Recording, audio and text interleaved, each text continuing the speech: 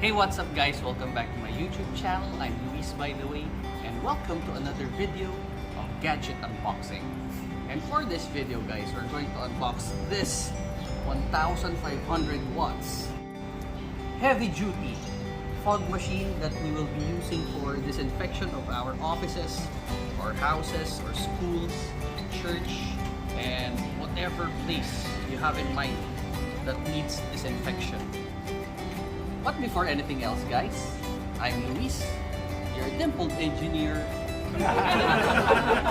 And of course, I'm with my dog, little Olaf, the Maltese. With Butchokoy, the rooster. And this is our YouTube channel. So okay guys, a few weeks or a few months back, I made a video of review of another fog machine. And this is the turtle type. I think this is 900 watts. Small fog machine. Okay guys, now let's proceed with unboxing.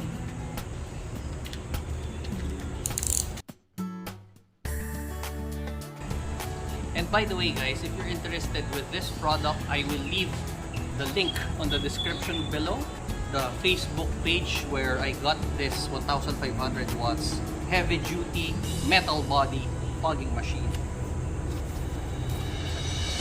Okay guys, here it is. Wow, big and heavy. Whoa! What's in the box? Comes with this bracket, handle bracket. Okay, this mounting screws for the handle bracket, like this, installed like this. The power cord, and this are the remote control. So guys, this is the wired remote control, and this is the wireless remote control. So you'll be able to, if you want to use this on your concerts, stage play, you will be needing this wireless remote control. The instruction manual for in English, kudos in English. Okay guys, let's take a look at the unit itself. This is the tank for the solution, fogging solution, and this is the on and off switch.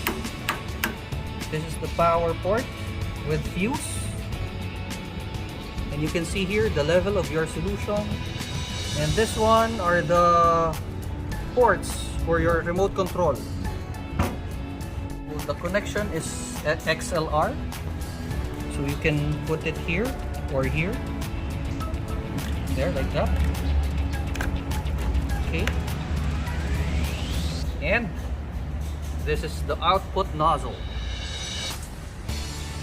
Okay guys, now let's try to test this, and I'll show you how it works. This is the solution tank. All you have to do is open it. Okay guys, we're going to use this Medifog solution.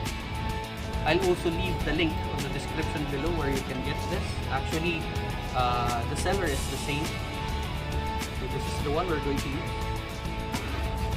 Okay.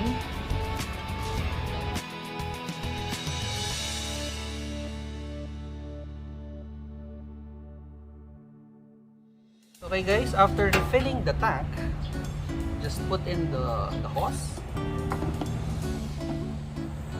So insert the power cord here on the power port.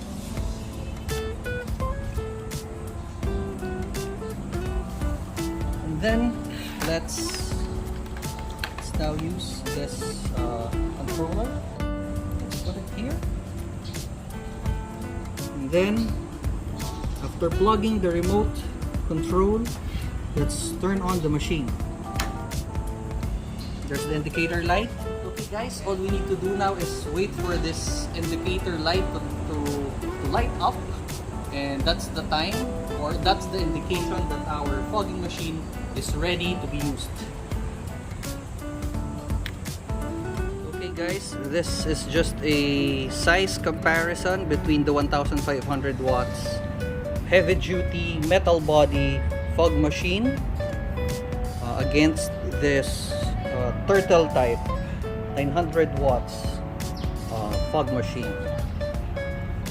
So as you can see guys, this is made of plastic and this is made of metal. Okay guys, the red indicator light is already on. As you can see, red. So all we need to do now is press and hold this button for the fog machine to operate. Let's go.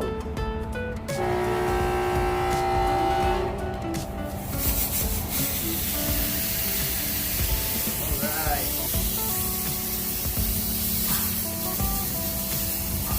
Okay guys, once I release this, it will turn off. Alright. So now, guys, let's try this wireless remote. See, you can put it on your belt clip. There. Nice. So once I release the button on the wireless remote control, the fog machine will stop.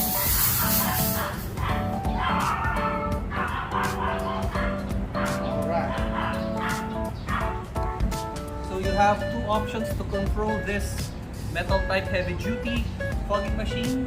One is with this wired remote control, press and hold, and this mini wireless remote control, also press and hold. So okay guys, another important procedure after using the fog machine. For example, you're already finished disinfecting your offices, your house, or whatever area. Before storing this for a few days or a long period of time, we need to clean the system. So it's not advisable to stock the fogging solution on the internal of the fogging machine. So we need to clean this. So cleaning the fogging machine is very simple. All you have to prepare is a bottle with clean water. Okay guys, again, clean water, preferably drinking water, distilled water, mineral water, filtered water. Okay guys, the next step guys is remove the suction hose. Okay, the suction hose, remove the suction hose and put it in the clean bottle with water. So, okay, turn on the machine and wait for the red indicator light to light up. Okay, once the red indicator light is on, you can already do the process of cleaning. So the procedure is as simple as operating the machine. So all you have to do is press and hold.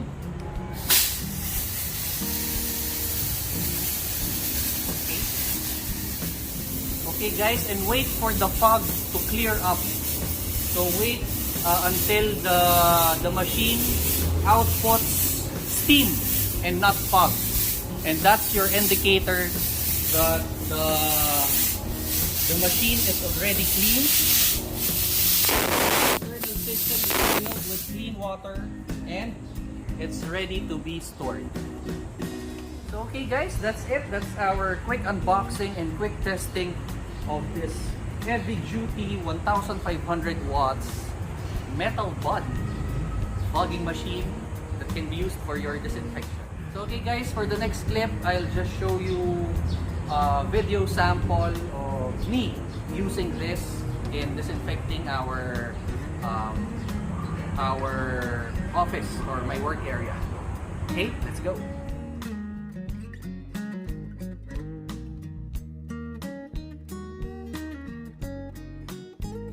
Okay guys, I just found out that this type of machine This type of fogging machine automatically shuts off after 25 seconds of continuous use. As per the seller, this is to prevent the machine from overheating. So it will automatically shut off or turn off after 25 seconds, and after another 20 or 30 seconds, the indicator light will again be turned on, which indicates that the machine is again ready to be used for another 25 seconds.